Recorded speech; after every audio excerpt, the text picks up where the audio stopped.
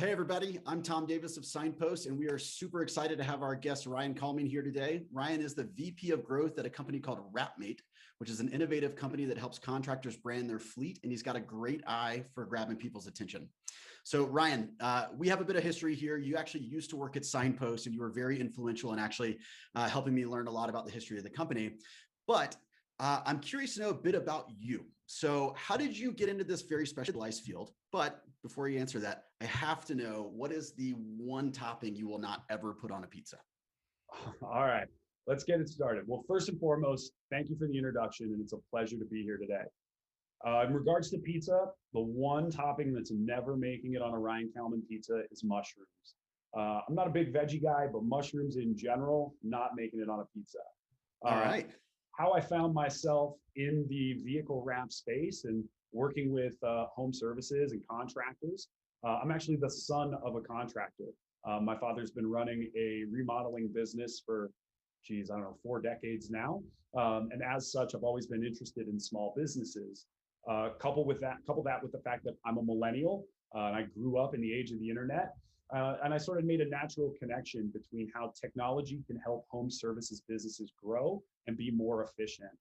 You mentioned that I had worked at Signpost previously. I spent the early part of my career working with tech startups that aim to help contractors and home services businesses in their marketing efforts so that they can concentrate on what they do best, which is, of course, their trade.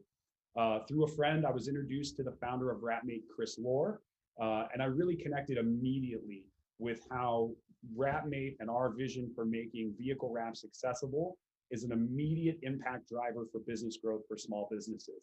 So that's really how I ended up here. I've had a love for small businesses and what they do for our country, and I kind of grew up in a household of contractors. So yeah, that's a bit about me. Right on, man. Well, we're glad to have you here. I'm also the son of a home service provider. My dad's a landscaper, so yeah, when we got into tech, we certainly got an eye roll, as I imagine you did too. But yeah. So one of the things that I'm really excited to talk to you about, just as we've kind of been getting to know one another, is really this kind of like the importance of really investing in different forms of branding as the marketing strategy. Signpost obviously is more of an online play. Wrapmate is offline. I'm kind of curious. Like, branding means so many different things to so many different people. Like, can you tell us what branding means to you? Is it a logo? Is it, like a fancy slide deck? Like, what is a brand? That's a great question. To me, branding is all encompassing. Branding is really about the feel that your company evokes, the way you represent and deliver on the core values of your company.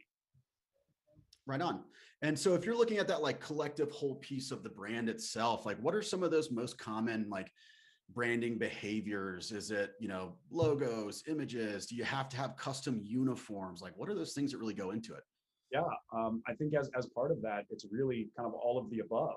It's your logo, it's the look and feel of your website, your online reputation, the professionalism you bring to your customer and vendor interactions, the copy or verbiage you use in the ways that you advertise or market your business. You made a great point there, Tom. Physical appearance, uniforms, the way you present yourself, as well as things like the materials you use and the warranties you provide, the way you follow up, and the ongoing service you provide. I mean, I know I've rattled off a lot of things there, but that really, all of those things sort of holistically create what your brand is. Right. I'm glad that you talked about physical appearance. I'm really going for like a Colorado mountain man look here. I'm just lacking the flannel. It's the summer months, it's a little tough, but we'll get into it, man. That beard is coming in really nice. The abs are in the playoffs, man. It's a hockey beard. I love it. Abs. Yeah, right. All right. So we're talking about, this kind of online and offline piece. We think of like this customer experience. I like that you mentioned like the service you provide, the customer service component. Like, what are some of those other typical touch points that take place in a contractor's business? So, what are these online examples that really stick out to you, as well as some of those offline ones that you've seen out of curiosity? Yeah, absolutely. I think the obvious one when we're talking about online examples is Google. Right. First and foremost, people go to Google to more or less answer any question they have or look for a service provider for any need that they have. So most important, sort of the first touch point is making sure that your profiles, your local listing on Google is up to date and really represents the messaging you're trying to get across as a brand, and the reputation you're trying to convey as a brand. Additionally, the days of single source attribution are long lost. The days where someone would open up a phone book and just pick a service provider based on the name that they found easiest, those days are over. Consumers now use multiple sources online before they make any sort of purchasing decision. So not only, of course, is it your Google local listing, but also your website, your Facebook page, perhaps Yelp or some other service-focused websites as well, email marketing, et cetera, text messages, SMS, very important now. These are all critical touch points for your customer interactions and for you to make sure that you deliver on your brand messaging or your core values as a company. For offline examples, some are relatively simple, like direct mail, right? Postcards, mailers, office signage. If you have a storefront or a brick and mortar location, obviously signage is going to be really important there. Then, of course, my favorite subject, vehicle wraps or vehicle branding. So that is, logos on your vehicle so that when your truck is, your service vehicle is driving in traffic or parked outside of a job site, you're gaining those impressions or that traction there. And then, like we mentioned too, right? Uniforms, business cards, the invoices you send, et cetera. Those are all different touch points that exist in the offline realm that can help to really back up your brand messaging and your brand cohesiveness. Absolutely. I'm actually really glad that you called out the business card component. One of the things that I've noticed in talking with people that have very, very nice business cards, like a really good thick card stock, et cetera, they recognize that the quality of the card or the representation of the card itself is reflective of the quality of the business, right? So if you've got maybe something that's spun up in a hurry just to get something out the door, that's great. But those people that actually take those time to put together a really thoughtful business card is really impactful. I know for me in my own personal kind of business development efforts, it's like the people that have that really nice business card always kind of finds its way in the pocket versus some of the other ones that might be that lower quality component. So I am glad that you called that one out because it's a personal favorite of mine. Totally agree. I think, it'd be interesting to find like a study around the idea of like how quality your business card is and the conversion of it. Because like you, if I get a good creative business card, I'm much more likely to engage with that company versus, some very quickly, printed, thrown together effort, right? Some of those small touches can make really big impressions when it comes to converting potential customers. Yeah, absolutely. Same with the postal mailers. I've noticed that there's a gentleman in my neighborhood, he's consistent with his mailing, which I love to see, but it's whoever he's using is just using a really cool, poor product. And so it's like, man, if he's not kind of too concerned about the quality of the message he's making on first impression, what's the quality of the work, right? And it always just kind of plugs that little seed of doubt in there. But, you mentioned a moment ago, you talked about some online opportunities as well as some of those offline pieces. Talk to me about how people can kind of integrate the offline and online branding. It's walking the talk, meeting the expectations set online. One of the things that you mentioned a moment ago was even just having a good Google My Business page. There are definitely times where I've looked for a service provider and it doesn't even seem like they own the page. So I'm like, it could mean that they're on the job site, right? But it's one of those things where if the online piece isn't there, how does it interact with the offline? So can you talk to me how important it is to integrate those two efforts? Yeah, absolutely. I think you're doing a great job of calling out the importance of a cohesive brand message and feel across channels. Right. In my opinion, that's maybe one of the biggest drivers of a business's success. The reason for this is that, like I mentioned previously, the days of single source attribution are long gone.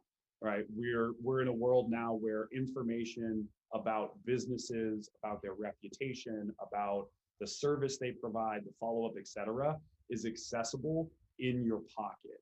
Right. You can pull out your smartphone and you can, Google a business name and you can find tons and tons of information about that business. So I think that component tied to how you deliver in your customer interactions, right? How you appear when you go on site to do an estimate. Yeah. How you follow up after meeting with a business or with a consumer or a potential client for the first time. All of those pieces have to come together, because ultimately consumers have nearly unlimited ways of finding out information about your business. So what you need to do is make sure that online, all of those sources are backing up the message or the core values of your company. And then when you meet with that customer in an offline capacity, right, Yeah. in the real world, you've got to also drive those points home, right? Because otherwise, it's going to feel very lopsided that online everything looks great and rosy, and then online the service actually, or offline the service doesn't actually back that up. Yeah. The easiest way to explain this, and I'd love to say that I created this, but I didn't. It comes from a sales guru named Daniel Pink. He's got a handful of really great books. If you've never checked them out, I highly recommend them. But he explains this theory that we've gone from an era of buyer beware to a state of seller beware. And one of the things that really drives that is now the accessibility of information. Right. So a cohesive brand strategy, making sure that your online reputation, the feel of your website, your diligence in following up with customers matches the quality of product you complete is critical, maybe more so than any era past, is absolutely critical to your success these days. Yeah. Yeah.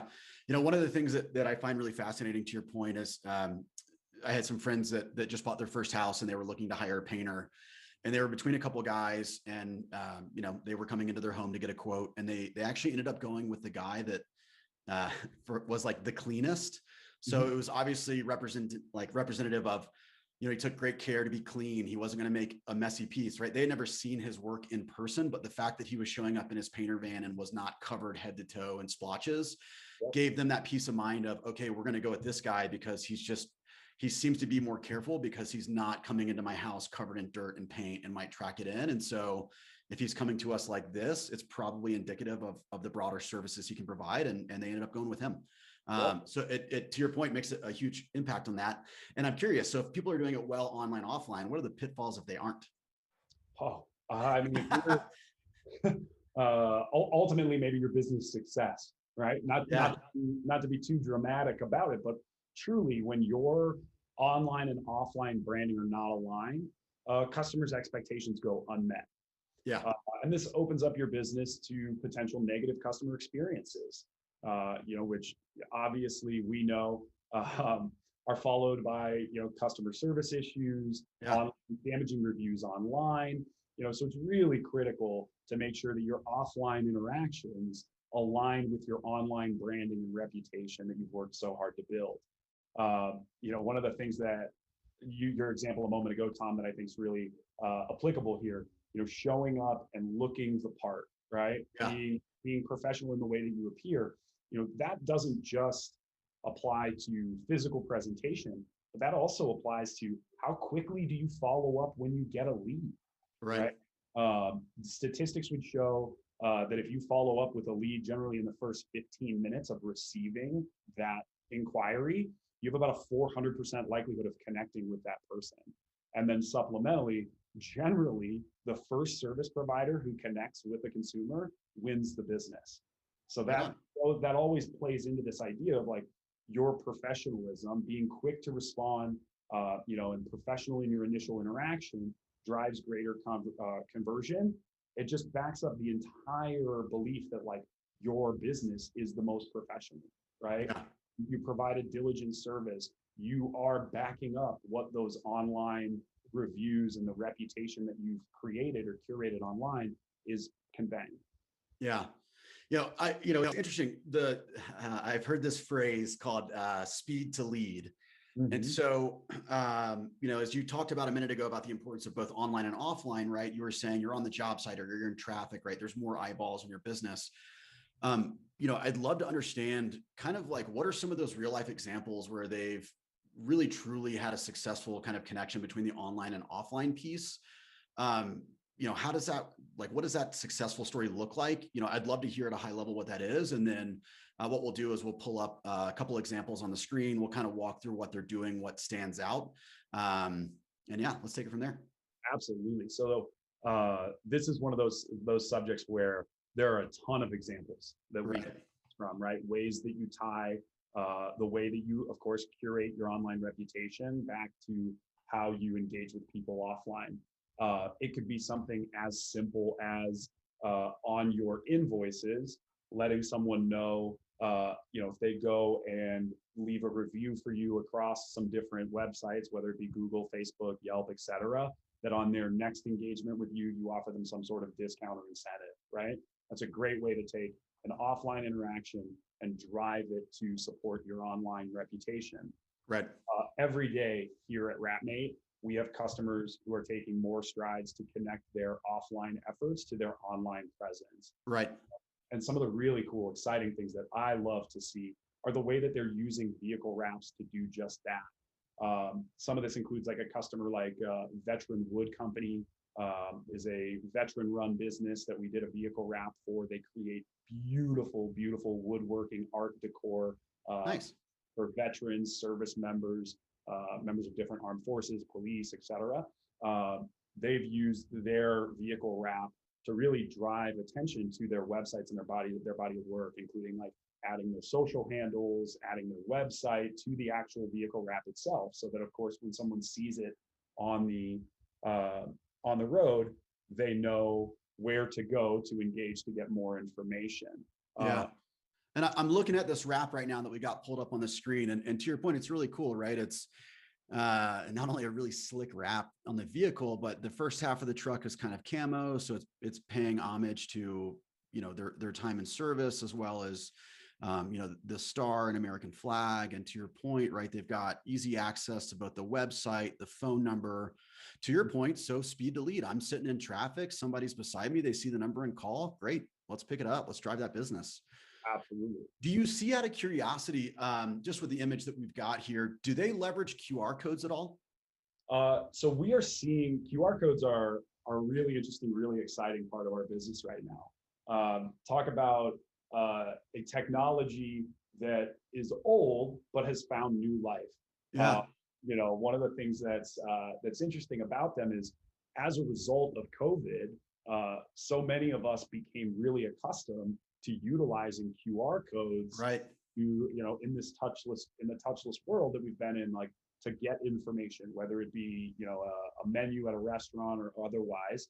QR codes really got sort of a new life as a result of COVID. So off the top of my head, I'm not sure if Veterans Wood Company has a QR code on their particular wrap, but right, every day we're getting more and more requests for them. And that, right, to your point, Tom, like that's a great way to take something offline and drive it online. Because now someone's sitting in traffic or walks by your vehicle when it's parked, and ultimately they have a frictionless way to go from knowing nothing about your business to knowing as much as you can put in front of them, or is it compelling a site or landing page as you can put in front of them, just like that. And that's amazing, right? Because previously, again, talking about QR codes coming a long way themselves, you had to have a QR reader app on your smartphone. Yeah. They didn't take to it as a result of that. I refer to it as the 20-second rule, right? That additional 20 seconds was enough to take them away from engaging.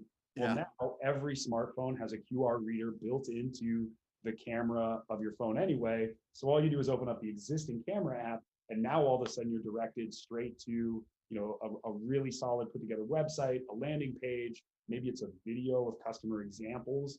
We're seeing tons of different examples here every day. And other than just QR codes, some other ways that people are utilizing offline marketing and engaging it with online is things like trackable phone numbers, right? Yeah.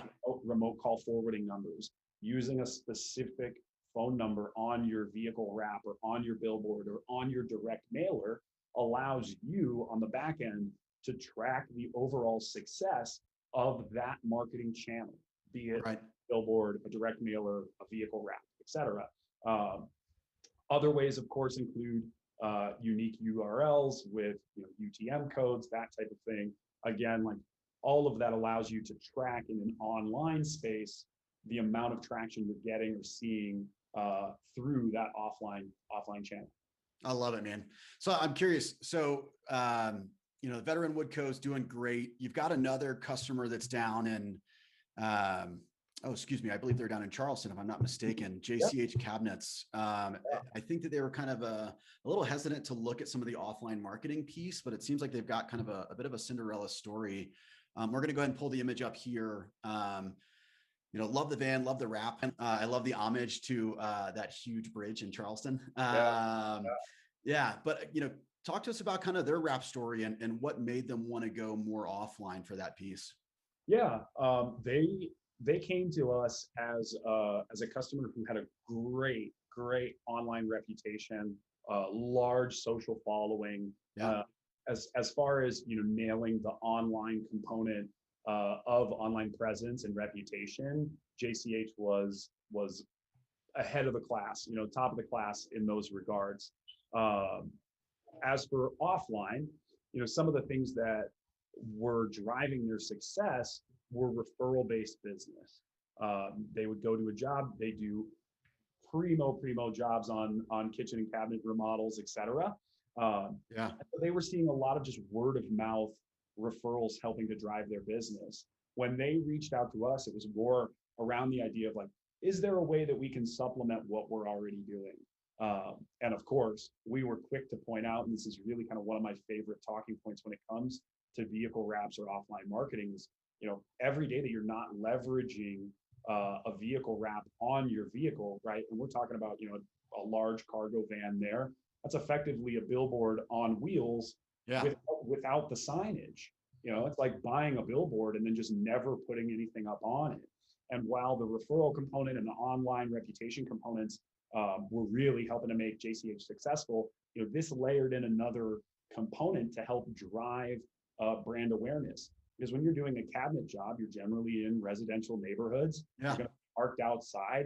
And if your neighbor is getting cabinets done on their house, you might be in the market to do another cabinet project, right? You've got a kitchen, you've got a laundry room, you've got cabinets in your house, and why not continue to make your brand available in a way that's easily accessible in the public? Yeah, definitely. Yeah, I think it's so cool. To your point, it's helping that small business drive their presence in a more meaningful way when they don't necessarily have these huge franchise chain budgets. And to your point, they're so special as a small business because they are the business, right? And to your point of the professionalism and the branding component, if I see the truck in the neighborhood and the guy seems to be very clean, professional, whatever it may be, then there's obviously, I'm going to call the number on the side of the truck or scan that QR code. I was thinking about that just a moment ago as you were talking about it. I love the idea of that QR code to something like customer testimonials. Oh, yeah. You've obviously got a really clean offline advertising channel. It's not a stationary billboard that's costing you however much a month. It's a one-time cost that travels with you everywhere.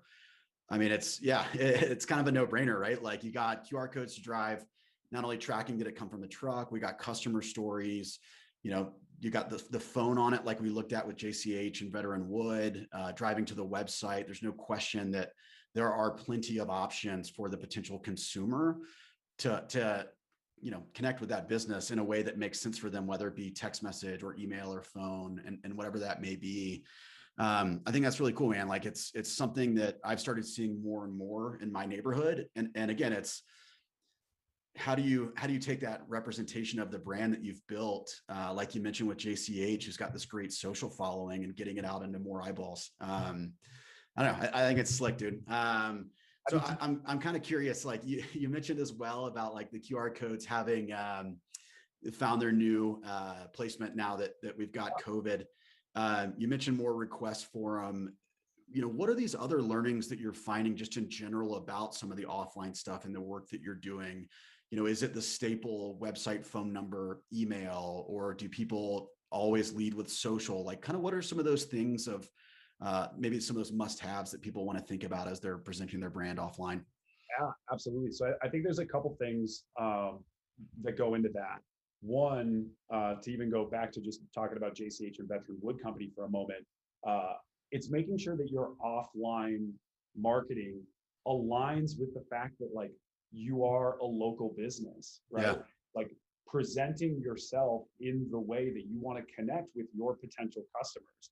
in the JCH vehicle wrap there, you can see the large silhouette of the bridge there in Charleston. Yeah, That connects with those local customers. exactly. They see that and they go like, this person is from Charleston. They know, it's not, to your point, the large backed retail chain, mass marketing, similar to that of Veteran Wood Company, right? Like when Veteran Wood Company came to us with their sort of design ideas, we said, this is all great. Let's absolutely, get the idea of like, this is a veteran run business, Right. that's targeting, veterans around the country with this really beautiful product offering. And we as and I don't want to humble brag too much about our in-house design team, but I will. They put together just amazing images. Yeah. Right? And none of that is website or social or anything like that. That's literally just the design of the offline branding, right? Yep. In this case, we're talking about vehicle wraps, but we could just as easily be talking about a billboard, a bench signage at a bus stop, direct mailers, etc. So I think the number one component of like what's important on offline is one, making sure that the actual imagery conveys what your brand is about, Yeah. who your brand is trying to reach. Then the second component, more and more these days, every vehicle wrap that we do includes social handles on them now, it seems. Instagram is largely kind of the big dog when it comes to social media networks now. Like there's just, it's such a great way to show before and after. 100%. I think of the landscaping. I think of your dad's cabinetry business. I mean, God, kitchen remodels that are well documented. Oh yeah, that's got to be in the socials. So we're definitely seeing, social handles are almost imperative on every wrap that we're doing now. Yeah. Websites and phone numbers also. Again, I would say like those are the components that you absolutely have to have, because you don't get to dictate what avenue a consumer wants to engage with you. Yeah. So you might as well give them all the options, right? Between website, social, phone, etc., to make sure that you don't effectively take yourself out of the conversation because you didn't use the method that they want to contact you with, most frequently. So that's a bit about it. The QR codes into 2021, the requests we have for those have just been through the roof because they're so versatile. You're taking them to customer testimonials. We have customers that take them straight to their website. We have customers who take them to their social pages, their Instagram pages, etc. We have others that take them directly to videos that they've produced that show the before and after effect. That's awesome. Things. Yeah, it's really, really cool. So I would say like QR codes, having all of your different contact methods available on your offline branding is critical, and making sure, most importantly, that the actual imagery you're using evokes the response you want. I love it, man. All right. So we're talking about making sure that we're invoking that response. What should contractors do to get started if they've never really kind of sat back and thought about who am I? What is my brand? What does the business represent? Where do they get started, man? That's a great question. I sort of think that the first thing you have to do is take an audit of where you exist already, right? So take a look at Google, Facebook, Yelp, Instagram, etc., to get an understanding of like what already exists online about your company. Most of those avenues will give you the opportunity to claim your business listings, because a lot of these listings get created sort of organically through scrapes of the website. So you may not have even put together a listing for yourself on some of these sites, and it may already exist. Now, the first thing you do, take an audit of where your business already exists. Go and Google it. Find out what shows up. How do those search results look? And then ask yourself a tough question, and that is like, does the way these results show up align with the way I want consumers to find out information about my business? Yeah. If it does, great, you're ahead of the curve. If it doesn't, I would take a steady approach to identifying, Google, Facebook, Instagram, Yelp, and then attacking each one to make sure that I've curated it in a way that conveys that feeling that I want, right? Sure. I've added the images, the before and afters. I'm asking for reviews to make sure that that profile is full of actual customer feedback about their experience, things that are going to help my credibility. From there, once you have an understanding of sort of where you exist already and where customers are seeing your business, I would then say, make sure you dive in effectively on building them out, and then look out and ask other members of your industry, where are they seeing success, right? Yeah. If you're a plumbing business, for example, I'm willing to bet other plumbers in your area, right? I'm Yeah. sure there are associations perhaps that exist for your industry. I would start connecting with other individuals in your industry and asking them, like, where are you seeing the most success? What's helping to drive, your conversion from lead to customer? And one Yeah. of the simplest ways to do that, maybe if you don't know another person in your industry, or maybe you reach out to someone and they're like, you're a competitor of mine, I don't want to help you. Right. Well, you can actually do a lot of this even on your own, just by looking at other brands, maybe in your market, maybe in other markets, and just looking at them like, this brand has a feel like I want to convey, and then seeing what they're doing, Yeah. right? And replicating that to the best of your ability.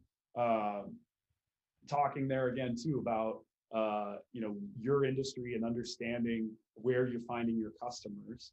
Some of the other really effective tools, of course, can be offline branding. So when you're in your market and you're driving around, look and see what other people are doing. Yeah. If you're a plumber, you're probably going to see that most plumbers have their vehicles wrapped. And that's because on average, a vehicle wrap gets about 70,000 impressions a day.